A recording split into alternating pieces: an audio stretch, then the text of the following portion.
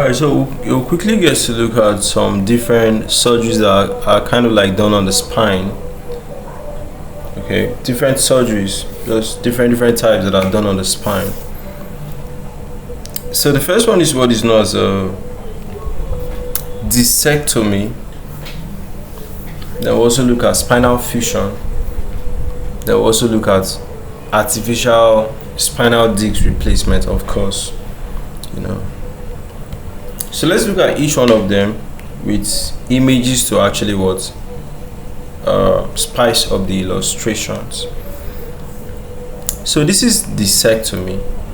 Okay, and discectomy just simply means, well, you should know that all of them are surgeries that are used for repairing spinal disc issues. Okay, so discectomy is the first one, and you just have to removal of part or all of a vertebral disc, intervertebral disc. Of course, this is when it is herniated.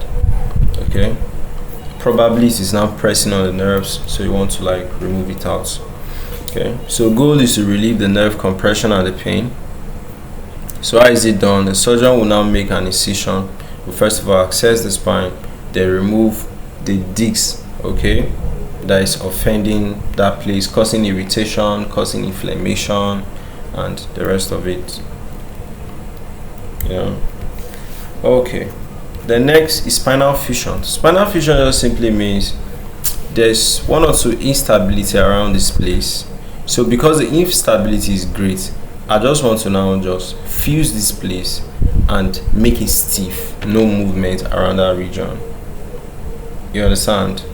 So spinal fusion, we said that it's permanently you are trying to join two or more vertebrae together using bone graft. Could be rods. This one is the screws. So this is just, you want to eliminate the painful motion at that place. So damaged disc is removed, the bone graft is placed, and hardware will stabilize the spine until fusion occurs.